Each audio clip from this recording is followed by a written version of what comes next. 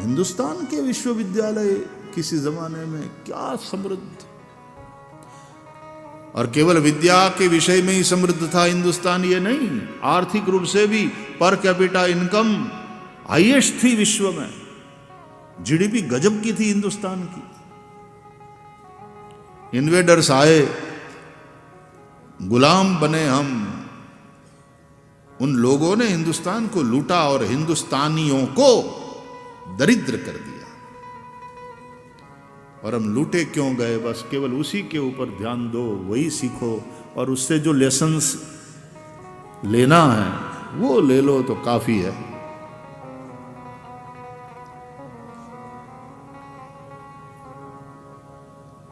मुझे तो आश्चर्य, सोमनाथ तक पहुंच गया वो लुटेरा, वो कितने हिंदू राजाओं के राज्य में से निकलता हुआ, और यदि सब मिलकर के उसको ललकारते, ताकत थी किसी की नहीं, लेकिन आपस में लड़ते रहो। अपना व्यक्तिगत गमा अणगमा, हमारी पार्टी में, हमें वाली पार्टी में, इसने हिंदुस्तान को कमजोर किया। और अंग्रेज हिंदुस्तानियों की इस मेंटालिटी को बहुत अच्छी तरह से समझ गए, और फिर डिवाइड एंड रूल जो सफल हुए उसका कारण यही। इसलिए फिर बटोगे तो कटोगे वाला सूत्र आता है, तो इसलिए बटेंगे तो कटेंगे वो वाली बात आई, और इसलिए फिर सूत्र आया, एक है तो सेफ है।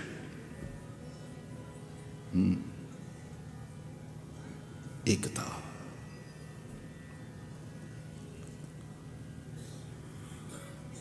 संगच्छध्वम संवदध्वम संभो मनांसि जानताम।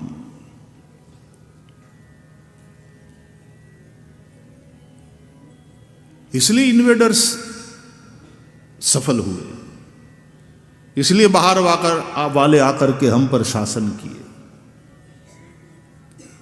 आपसी छोटे छोटे स्वार्थ, अपने छोटे छोटे आग्रह, अपने छोटे छोटे छोटी सोच, सैकड़ों वर्ष तक न केवल गुलाम रहे, इस देश का बड़ा शोषण हुआ। एक समृद्ध भारतवर्ष था, राष्ट्र, सोने की चिड़िया यूं ही नहीं कहा जाता था। जहां डाल डाल पर सोने की कोलंबस निकला था हिंदुस्तान को खोजने, इंडिया को, पहुंच गया अमेरिका।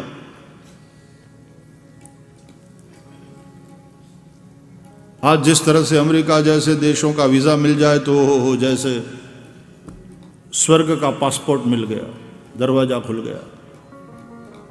किसी जमाने में लोग हिंदुस्तान आने के लिए तरसते थे, यहां की समृद्धि के विषय में लोग सुनते थे, यहां के मरी मसाले,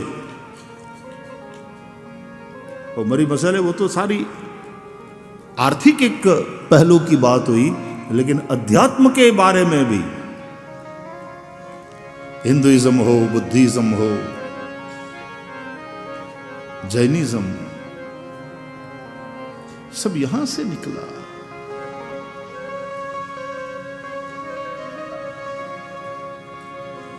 ये दर्शन की गहराई, दार्शनिक तो विदेशों में भी हुए हैं,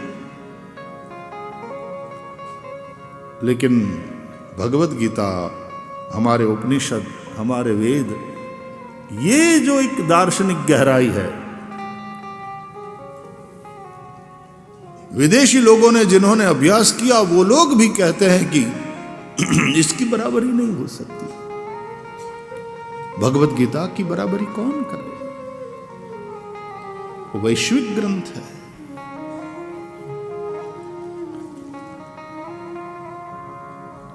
इसमें हम सब लोग दिल्ली में थे और हमारे आदरणीय गीता मनीषी जी और तत्कालीन विदेश मंत्री स्वर्गीय सुषमा जी ने वो भी ये बात रखी थी।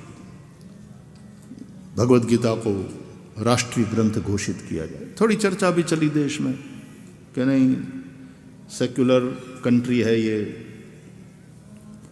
यहाँ किसी धर्म विशेष के ग्रंथ को राष्ट्रीय ग्रंथ घोषित नहीं कर सकते। हमारे यहाँ संविधान ही हमारा राष्ट्रीय ग्रंथ है। ये भी एक विचार ठीक है, वो भी ठीक है, क्योंकि देश संविधान से चलता है। लेकिन संविधान का मूल भी कहीं है।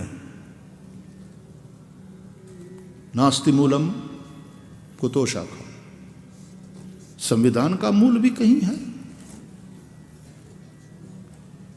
कहीं न कहीं संविधान का मूल महाभारत में, गीता में, रामायण में, उपनिषदों में है, मनुस्मृति में है।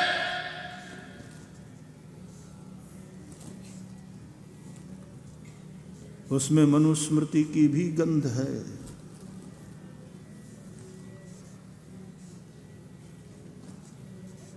बिना संविधान के न समाज चलता है, न राष्ट्र चल सकता है। एक संविधान, एक व्यवस्था। लोग बस मतांध तो विरोध करते हैं, मनुवादी और मनुस्मृति का विरोध। ये सब राजनीति की रोटियां सेकने वाले लोग हैं। बाकी यहाँ समाज के सभी वर्गों में परस्पर स्नेह, जहां वसुधैव कुटुंबकम की बात हो, वहां किसी वर्ग विशेष के प्रति दुर्भावना हो ही नहीं सकती।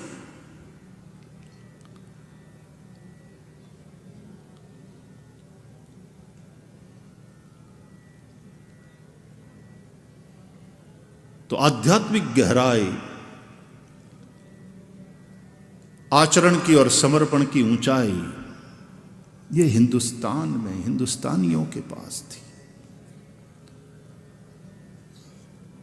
जगतगुरु बनकर के हिंदुस्तान खड़ा था। विदेश से बच्चे यहां आते थे पढ़ने, तो ये भी हनुमान वाली छलांग है। सूर्य के लिए, यानी प्रकाश के लिए, मतलब ज्ञान के लिए।